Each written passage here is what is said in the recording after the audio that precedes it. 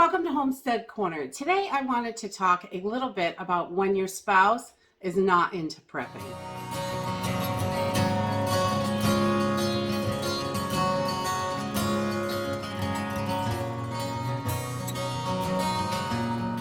Over the years, I have encountered a lot of people that their spouse is not into prepping. And honestly, when I first started, I never thought of myself as a prepper. I didn't think that's what I was doing. I guess, I don't know. Prepping it still has this stigma where people are like, oh, they're weird, they're crazy, all this stuff. And really, it is not any of that. Being prepared, I think, is a wonderful thing. And if you want to call it prepping or whatever you want to call it, stocking up, putting things back, anything you want to call it, it really doesn't matter what you call it as long as you're getting prepared and having the ability to take care of things when stuff happens. When people see that you're prepared and you're ready for all kinds of different situations, it kind of gives them a little bit of fear. They know that you're ready to handle a situation, but they also know that they are not ready.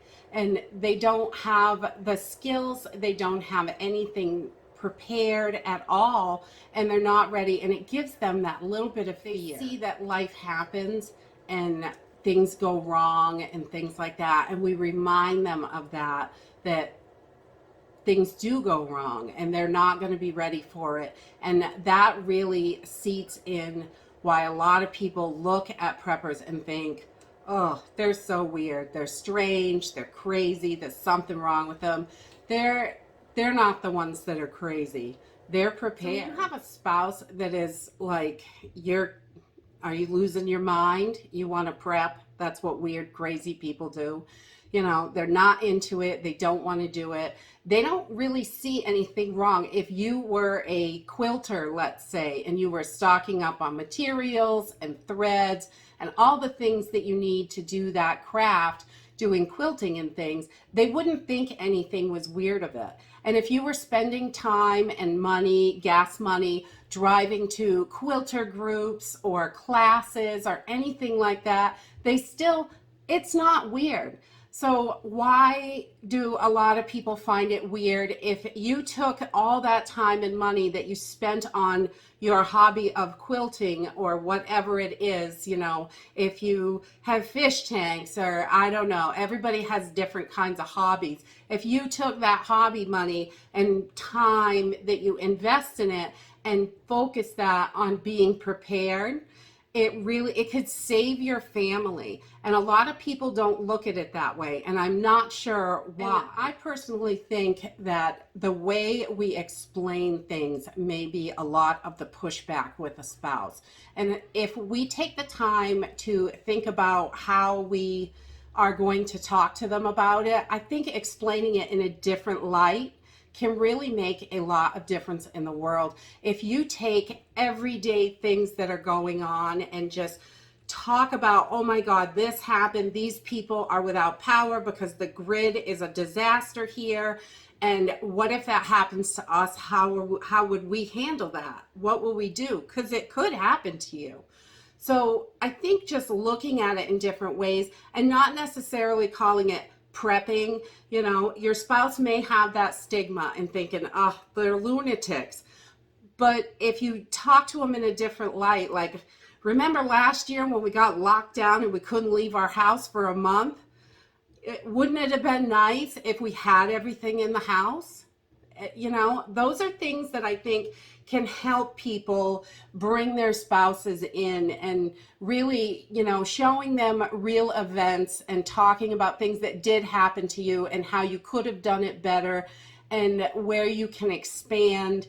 And when you see events on social media or TV or wherever you see things, you can explain to them, hey, what if that happened to us? That would be so crazy. What would we do? We're not prepared for this. We should really think about getting whatever it is, a water filter or a DIY water filter, doing something yourself. It doesn't always have to cost a ton of money. Investing your time in it is still extremely valuable. And I think that is another way. We do a lot of DIY stuff. I try to scrimp and save where I can so we can get the things that we need to get and still have all the things that I think are important in our preps. And I know, like for myself, I have been with my husband since I was 20 years old. So we've been together a really long time, and we certainly were not preppers when we first got together. We weren't prepared for anything. We were just having fun. That's how it was. But over the years, I mean, things really changed. We adopted 4 kids, and things really changed at that moment in our lives. It was constantly running because we ran out of this, we needed that, all this stuff. We were like, holy crap, we got to get this together.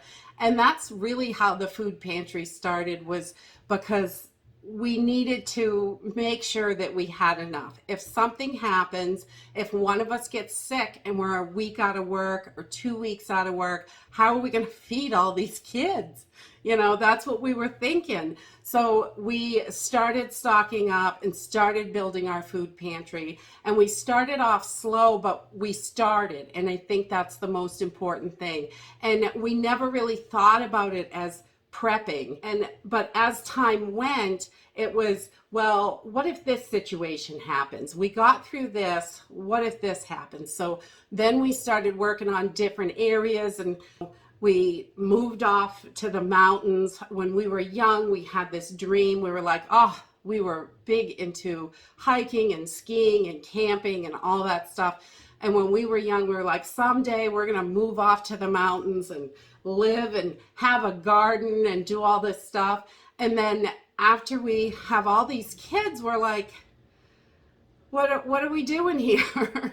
And everything just kind of fell into place. And we did move off to the mountains, and we have gardens and raise chickens, and we have bees, and we have had the whole gamut of stuff. And just over the years, here we are. We never thought of it as that's what we were doing. There was never a goal for it in the beginning or anything like that. It just kind of happened. A little bit of this, a little bit of that. What if this happens? We got to prepare for this. What if this happens? We should prepare for that.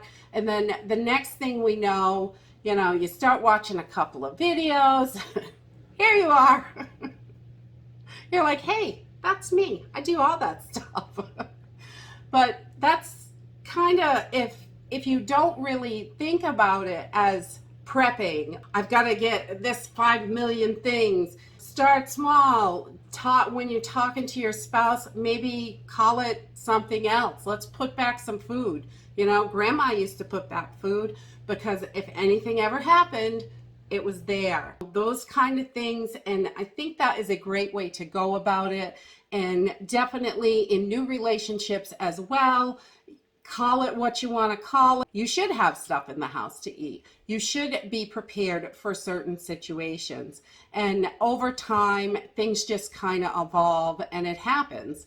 And I think that is one thing that a lot of people lose sight of when they talk to their spouses about prepping. It's, we need to do this. And a lot of times you don't need to do it that way, just in more of a way that they can grasp a hold of it and feel comfortable with it. They may not think that you need a special water filter, but if I'm going to take $20 and I'm going to build this thing for a project, and they're not going to think that's that weird, I don't think.